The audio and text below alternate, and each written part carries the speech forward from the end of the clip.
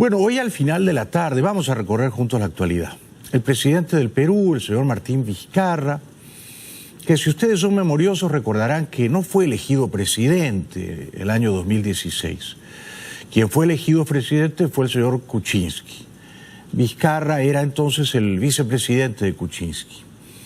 Pero cuando el Congreso investigó por corruptelas al presidente Kuczynski y lo obligó a renunciar, a dimitir, entonces Vizcarra reemplazó a Kuczynski como presidente constitucional del Perú. Hoy el señor Vizcarra ha cometido, creo yo, un grave error histórico. Ha anunciado el cierre del Congreso, ha disuelto el Congreso. Vizcarra sostiene que él cierra el Congreso en uso de las facultades, de las competencias que le otorga la Constitución. Él afirma que cerrar el Congreso peruano, donde por supuesto él no tenía mayoría, él y su partido no eran mayoría, dice que es un acto de absoluta pureza constitucional, pero sobre esto hay un debate más o menos áspero, ¿no? Hay algunos juristas que le dan la razón a Vizcarra y hay otros constitucionalistas que dicen que al cerrar el Congreso Vizcarra ha vulnerado la Constitución, ha incurrido en una infracción constitucional. El problema se había originado el mismo año 2016, cuando los peruanos eligieron a Kuczynski presidente. Kuczynski le ganó a la señora Keiko Fujimori por solo 40.000 votos, ¿no? O sea que le ganó por una diferencia minúscula. Pero en abril, unos pocos meses antes, los peruanos habían elegido a un Congreso.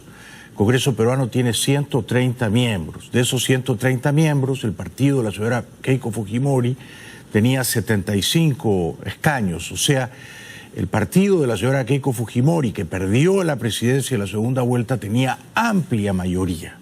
Con 65 era mayoría y ella tenía 75. Desde entonces era solo predecible que el Congreso de amplia mayoría fujimorista y el presidente Kuczynski y luego el presidente Vizcarra cohabitarían con bastante hostilidad, y que aquella no sería una convivencia armoniosa. Ha sido una relación de acrimonia, de recelo, de crecientes inquinas y de dardos envenenados entre un Congreso ampliamente opositor y un presidente, primero Kuczynski y luego Vizcarra, hackeado por el Congreso, cuya agenda, la del presidente, no coincidía con el Congreso, cuyos tiempos y prioridades no coincidían con los del Congreso. De modo que había en el Perú, desde el año 2016 hasta entonces, estos 3 años y pico, una suerte de gobierno ejecutivo y una suerte de gobierno parlamentario o legislativo, ¿no? Ahora el Congreso está diseñado para eso. El Congreso está diseñado no para aplaudir al presidente, sino para contrapesar, para fiscalizar, para cuestionar y en ocasiones vetar las decisiones del presidente, ¿no? Pero se ve que al presidente esto no le resultaba satisfactorio o conveniente y por eso hoy, de esta manera y dando estas razones, a mi modo de ver altamente discutibles, anunció la disolución del Congreso peruano. Desde el Congreso se intentó impedir al Premier ingresar al hemiciclo. Se desconoció el artículo 129 de la Constitución Política del Perú. No se dio la prioridad que la cuestión de confianza merece. Y luego se aprobó el primer miembro de un tribunal exprés en una dudosa votación, vaciando de contenido la cuestión de confianza planteada. Bueno, es un asunto complejo, es un asunto que probablemente atañe más a los juristas, a los hombres de leyes, que a nosotros, los ciudadanos, no necesariamente familiarizados con el intrincado, enrevesado sistema constitucional o jurídico, ¿no? Pero insisto, Vizcarra, el presidente, está rodeado por gente que le asegura que cerrar el Congreso era un acto constitucional, plenamente constitucional. Sin embargo, hay un montón de juristas, constitucionalistas, hombres de leyes de prestigio que discrepan y que opinan que cerrar el Congreso es un acto reñido con la Constitución. Solo que hubiera esa discrepancia me parece que era razón suficiente para no cerrar el Congreso, ¿no? Yo en los zapatos de Vizcarra no hubiera cerrado el Congreso. Incluso si yo hubiera estado persuadido de que era constitucional cerrarlo, no lo hubiera hecho. ¿Por qué? Porque es una experiencia traumática. Porque un presidente que cierra un Congreso opositor parece mandón, parece mandamás, parece autoritario.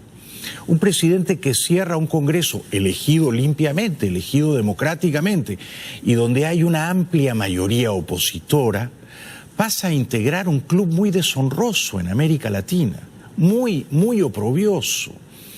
Los uruguayos tuvieron en junio de 1973 al infausto Juan María Bordaberry, que con el apoyo de los militares cerró el Congreso. Tiempo después los militares le retiraron su apoyo.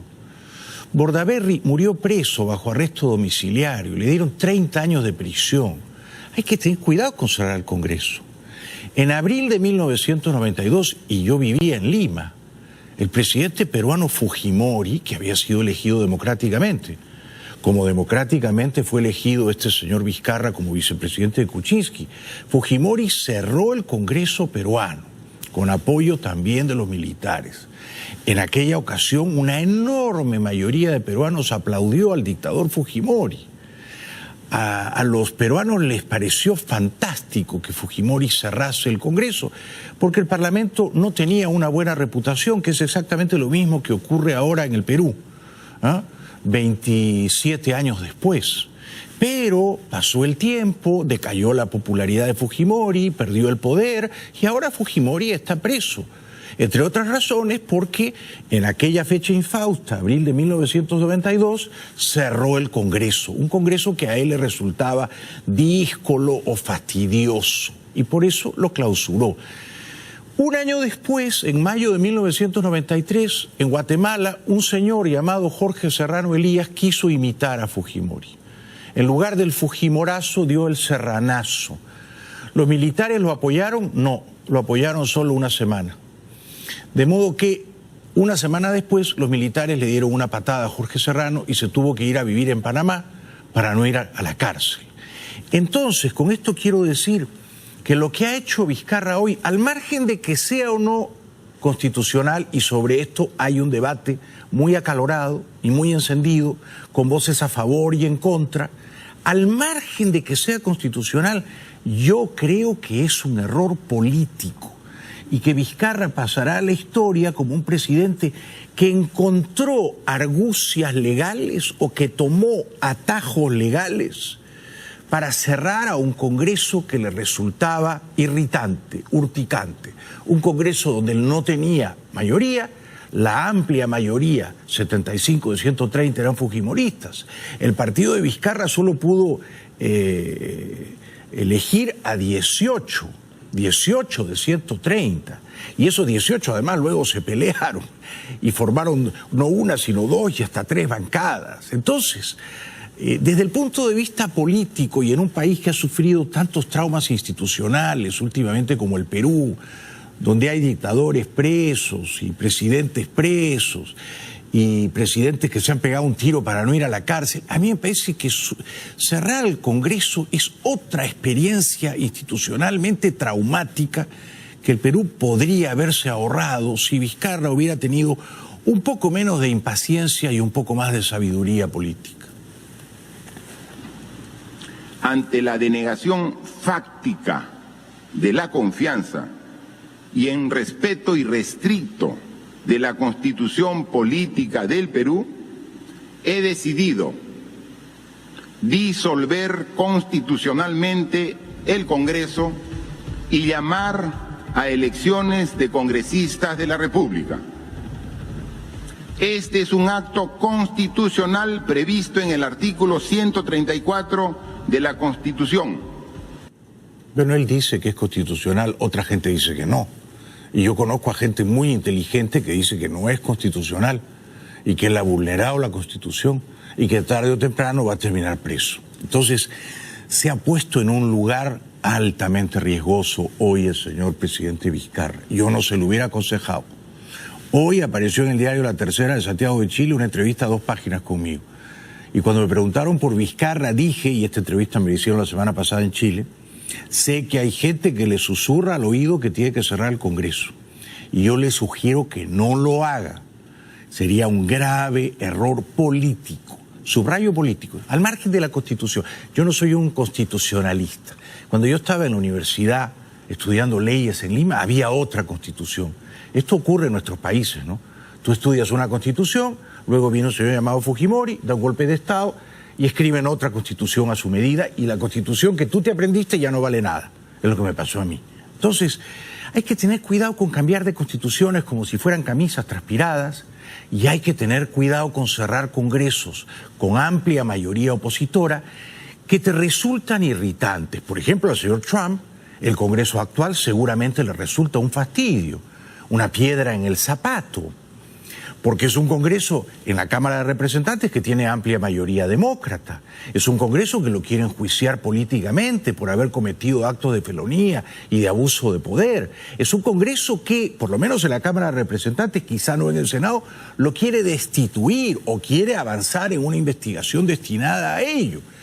Y por supuesto a Trump ese Congreso le parecerá horrible, deplorable, integrado por gente ruin, abyecta, ¿no? Y si pudiera lo cerraría también. O sea, en las democracias más saludables, y esto parece no entenderlo el señor Vizcarra, el Congreso no tiene por qué llevarse bien con el presidente. Si el Congreso se lleva mal o muy mal o fatal con el presidente, es porque hay una democracia. Del mismo modo que la prensa tampoco tiene que llevarse bien con el presidente.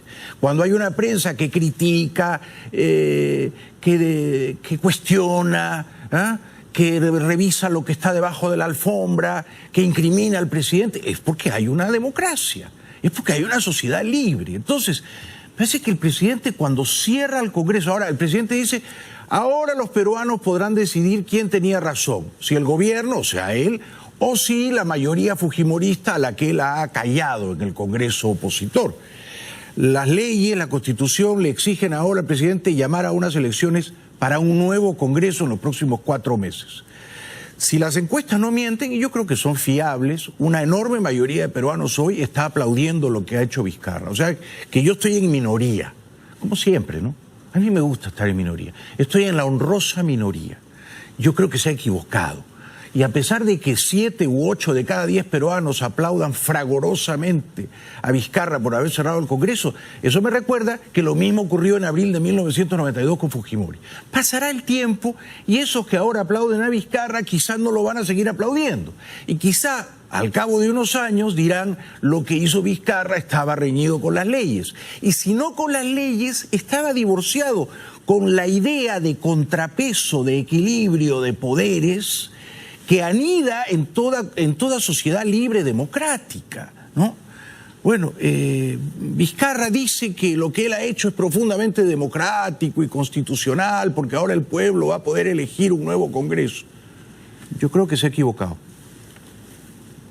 La disolución de un Congreso tiene como función lograr una nueva elección parlamentaria y que sea finalmente el pueblo quien defina a quién le da la razón. Si a la mayoría parlamentaria que hoy he disuelto y se ha opuesto al Ejecutivo, o si le da la razón al Ejecutivo eligiendo una nueva mayoría. Bueno, téngase en cuenta que, y subrayo esto, ¿no? Vizcarra es presidente del Perú ahora mismo, no porque los peruanos lo eligieran presidente, porque él no fue candidato presidencial, no. Es presidente del Perú porque el Congreso, con amplia mayoría opositora, fujimorista, forzó a Kuczynski a renunciar. Si Kuczynski no dimitía, el Congreso lo iba a destituir, con toda razón además, en absoluta justicia, porque Kuczynski había incurrido en actos muy groseros de corrupción con la empresa brasileña Odebrecht, había recibido 4 o 5 millones de dólares de Odebrecht. Si Kuczynski renunció igual que Nixon, si no dimitía, el Congreso lo iba a destituir. Entonces ya había una relación agria,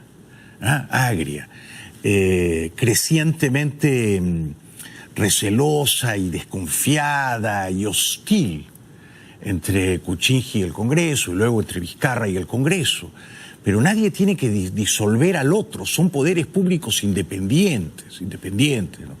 Y por mucho que Vizcarra encuentre en este artículo de la Constitución y en este otro artículo de la Constitución tal o cual previsión o recaudo o leguleyada o tinterillada que le permita a él justificar por qué cierra el Congreso, lo cierto es que él hoy ha cerrado, ha guillotinado a un Congreso que fue elegido limpiamente por el pueblo en la misma elección en que fue elegido el señor Kuczynski y él como vicepresidente. Entonces era un Congreso que tenía una legitimidad de origen incuestionable. Ahora, ¿era un Congreso integrado por gente brillante? No. ¿Era un Congreso integrado por gente virtuosa? Tampoco. ¿Era un Congreso mediocre? Sí. Altamente mediocre. ¿Era un Congreso bochornoso? Sí, sí. Profundamente vergonzoso, sí. Es el Congreso que eligió el pueblo. ¿Qué nos hará creer que si hay una nueva elección al Congreso peruano en los próximos 4 meses van a elegir a 130 sabios virtuosos? ¿Va a ocurrir eso? No. Van a elegir a otro gobierno más o menos mediocre, más o menos deplorable, más o menos vergonzoso. Eso es lo que va a ocurrir. Entonces, lo que ha hecho el señor Vizcarra hoy, a mí me parece que es un serio error de cálculo y un grave error histórico, pero él dice que ha hecho historia. No sé. Yo creo que si pasa la historia, pasará la historia como un señor que creó un clima de entrampamiento y de hostilidad con el Congreso y luego lo cerró. Será recordado como el señor que cerró el Congreso. Yo preferiría que no me recordaran así. Pueblo peruano, estamos haciendo historia y este momento lo recordarán las siguientes generaciones. Y cuando lo hagan, espero que entiendan la magnitud de esta lucha que hoy libramos contra uno de los males endémicos que tanto daño ha hecho a nuestro país y que no le ha permitido crecer como se merece y como nos lo merecen todos los peruanos. Pero no sabe hablar tampoco, ¿no? Porque como nos lo merecen, no. Tendría que haber dicho como nos lo merecemos, ¿no? Porque él también es peruano, o sea que no sabe hablar a pesar de que está leyendo un papelito arrugado. Todo se ve un poco atropellado, todo se ve un poco chapucero, todo se ve un poco informal, léase bananero, ¿no? Todo se ve tercer mundo, francamente, ¿no? A mí me da vergüenza como peruano. De un presidente que invoca la Constitución para cerrar un Congreso donde no tiene mayoría y donde tiene unos poquísimos, ínfimos representantes parlamentarios que lo defienden. Entonces, y eso de decir que las próximas generaciones lo van a recordar a él en un tono egregio, como un estadista admirable y como un demócrata probo, oiga, me parece que está usted levemente envanecido, señor Vizcarra. Las próximas generaciones no lo van a recordar a usted ni a mí. No van a recordar a Kuczynski ni a Keiko Fujimori. No van a recordar a Fujimori tampoco. Las próximas generaciones, y una generación decía Ortega y Gasset se cuenta cada 15 años, van a estar viendo Netflix, HBO Go, Amazon Prime, eso. Ni siquiera van a estar leyendo a Faulkner, a Hemingway, no. A Vargas Llosa, a García Márquez, no.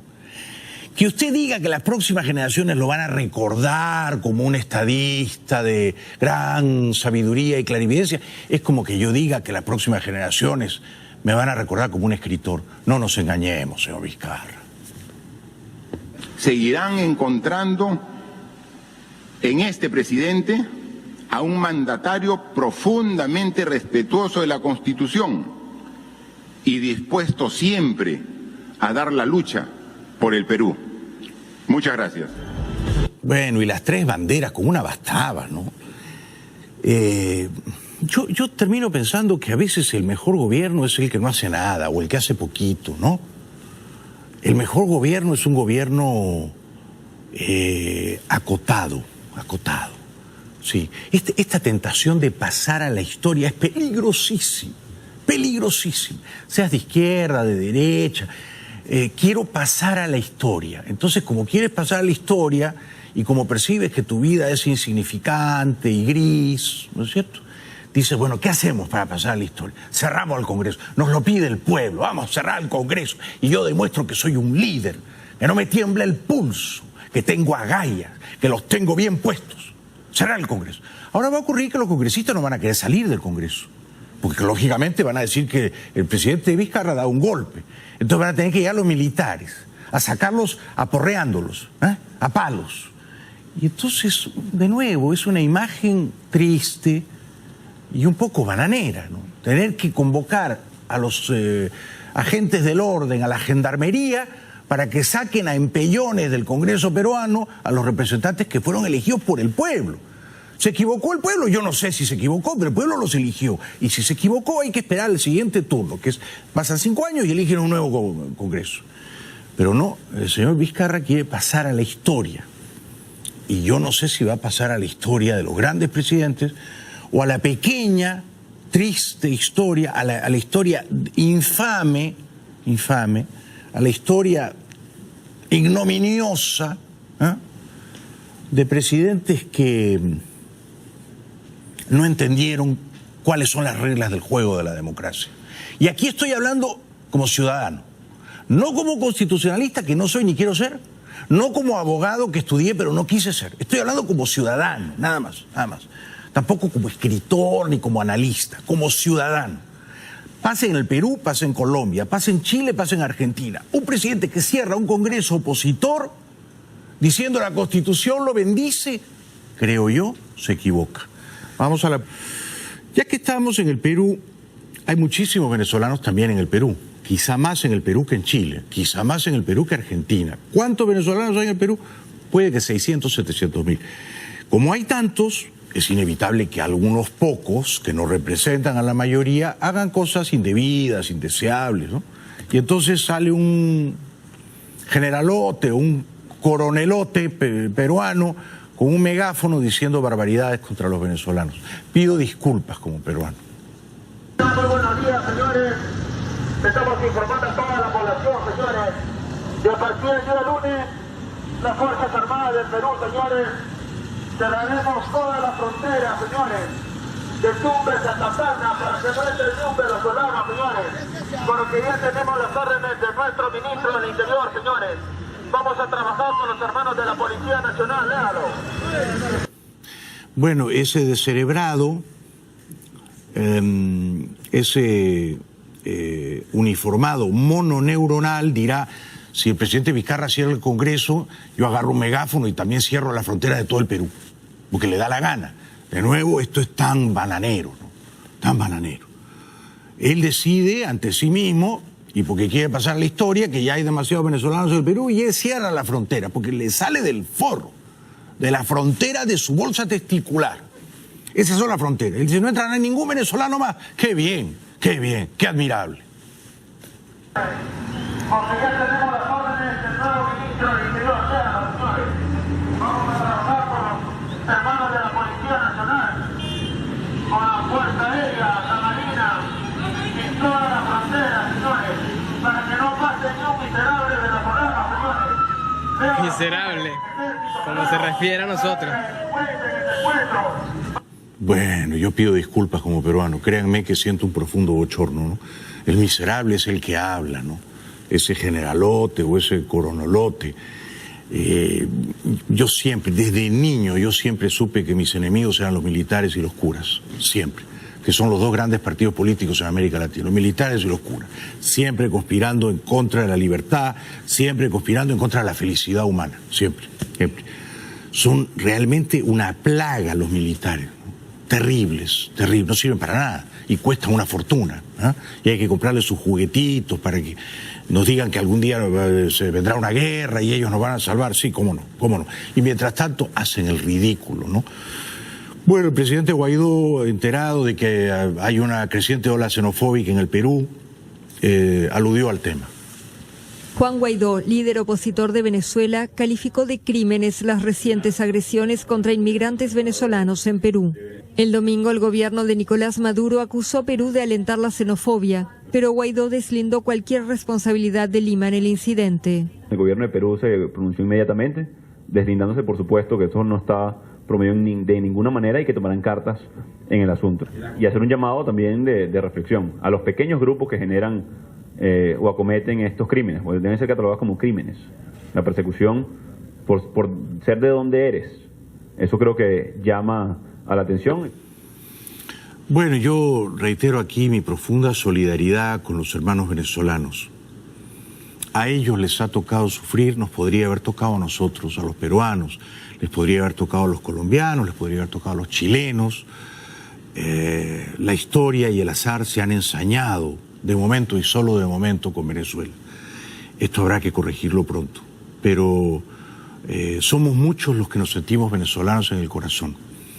Y yo estoy en los pies, en los zapatos de cada venezolano que camina por la América del Sur buscando la libertad. Y es un horror que estos espadones peruanos digan que van a cerrar las fronteras. He encontrado esta declaración de John Bolton. John Bolton ha sido despedido como asesor de seguridad nacional de Trump. Trump es un hombre que goza despidiendo gente, ¿no? Ya se sabe esto.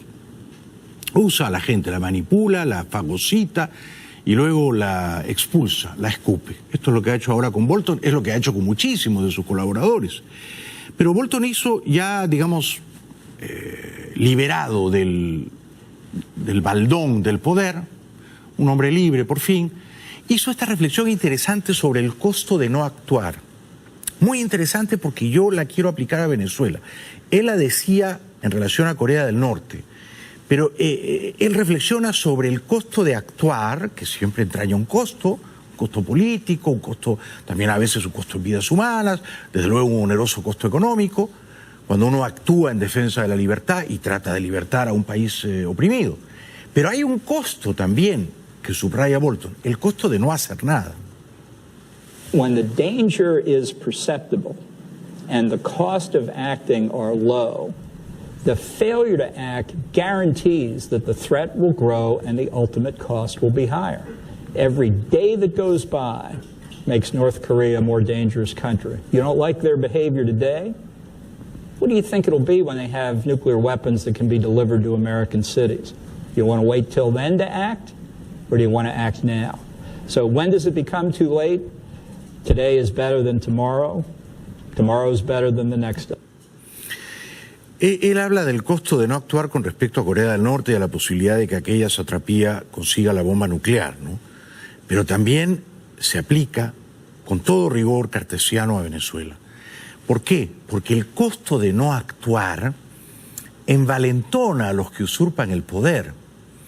Ellos ven que los que podrían actuar no se animan, no tienen suficiente resolución, ni determinación, ni compromiso con la causa de la libertad, que sus palabras se las lleva el viento y que por lo tanto no se constituyen en una amenaza seria, en una amenaza creíble.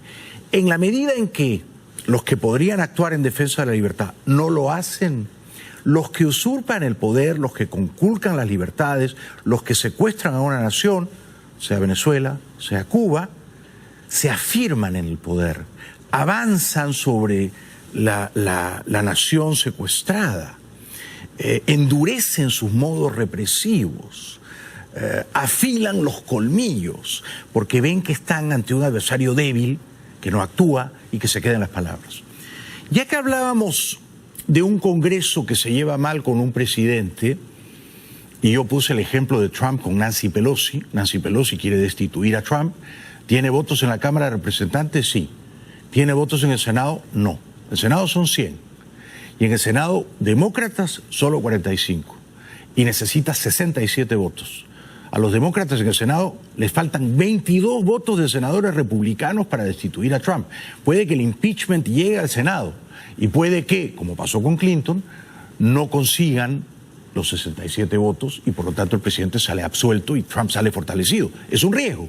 Lo que quiero decir es que hay también una tensión muy feroz entre el Congreso de Estados Unidos y el presidente de Estados Unidos. El Congreso lo quiere destituir, considera que el presidente ha cometido infracciones legales serias, al punto que esta encuesta demuestra que el 55% de todos los ciudadanos de los Estados Unidos aprueba el impeachment contra Trump y la destitución. El 55% de los estadounidenses apoya el proceso de juicio político en contra del presidente Donald Trump. Así lo indica un sondeo hecho por la compañía YouGov. para medios locales y que fue revelada en las últimas horas. En la encuesta, el 23% de los republicanos afirmó estar de acuerdo con la medida de los demócratas en el Congreso respecto a las acciones de Trump frente al mandatario ucraniano. El sondeo realizado entre el 26 y el 27 de septiembre reafirma las declaraciones de la presidenta de la Cámara de Representantes, Nancy Pelosi, sobre el apoyo de los ciudadanos al proceso de investigación y la posible destitución del presidente. Bueno, esto indica que la mayoría, si esta encuesta no es tramposa, ¿no? La mayoría en Estados Unidos está a favor del impeachment contra Trump. Yo también, yo estoy a favor por lo menos de que se lo investigue. Todavía no estoy a favor de que se lo destituya, ¿no? Si fuera senador no tendría mi voto decidido. Pero me parece bien que se investigue a Trump. Me parece genial que se escuchen las conversaciones telefónicas, no solo con el presidente ucraniano Zelensky, que se escuchen las conversaciones con Putin también, por ejemplo. Sería de alta relevancia, ¿no? Porque el presidente de Estados Unidos no hace lo que le da la gana. No. Él puede hacer lo que le da la gana si es el jefe de su corporación. Y tampoco sé si lo que le da la gana, ¿no? Hay un marco legal al que hay que ceñirse. Pero el presidente de Estados Unidos, por mucho que tenga voluntad de mandamás, de factotum, de aquí mando yo soy el jefe, no señor, usted tampoco está por encima de la ley. Me parece muy bien que se lo investigue. Por eso cada vez hay más ciudadanos independientes y ciudadanos republicanos que encuestados dicen, sí, yo apruebo el impeachment. Fíjense, supongo que tengo que hablar yo. Esta pregunta es, ¿debe ser investigado? No. Debe ser removido de su cargo, ¿no? De la oficina que ocupa. Y el 47% dice sí, contra el 45% que dice no. O sea que hay una precaria mayoría a favor de que el presidente Trump sea enjuiciado políticamente y removido del cargo. Y dentro de ese 47% que está contra Trump, han crecido los republicanos y los independientes que ven con simpatía la destitución. Americans are now evenly divided on impeachment, with a notable rise among independents and Republicans supporting President Trump's removal from office. A new CNN poll just released finds 47% of Americans believe the president should be impeached, up from 41% in May. The change is not fueled by Democrats. Roughly three-quarters favor impeachment, as they did during our poll 4 months ago. But the support among independents has grown by 11 points and by 8 points among Republicans. For now, public sentiment is shifting. 45% of Americans oppose the historic move, down from 54% in May. Bueno, vamos a la publicidad. Luego voy a conversar con un gran fotógrafo cubano, Delio Regueral, que está amenazado de ser deportado. Lleva 25 años viviendo acá. Quiero decir solo un apunte más. Que a veces la política deshumaniza a los individuos. El mundo del poder es muy desalmado. Se pierde el alma. Uno se aferra a sus dogmas por acá y otro se aferra a sus certezas por allá. Y se pelean ferozmente, ¿no?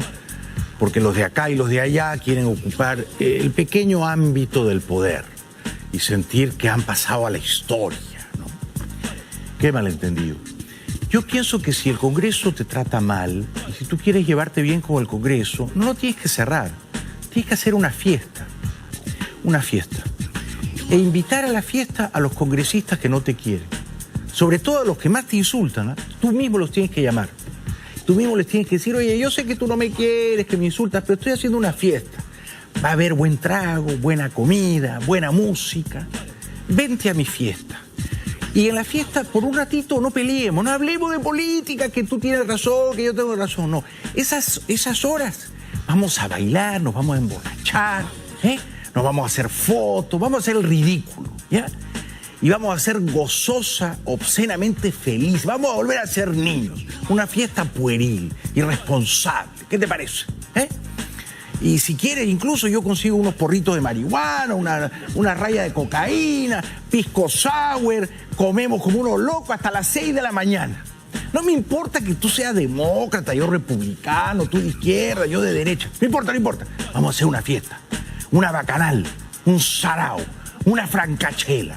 Yo les aseguro que a las 6 de la mañana esos congresistas que te odiaban y te insultaban te dan un abrazo. Te dicen, don Jaime, yo siempre a usted lo quise. Yo también, mi hermano, nos queremos tanto. Te tomas una foto y se humaniza la relación. Se humaniza. Estamos todos borrachos, tambaleando, y de pronto no somos los enemigos irreconciliables que con una buena fiesta, masivamente alicorada, se arregla el problema, señor Vizcarra. Bueno, vamos a la publicidad y nuestro distinguido cliente publicitario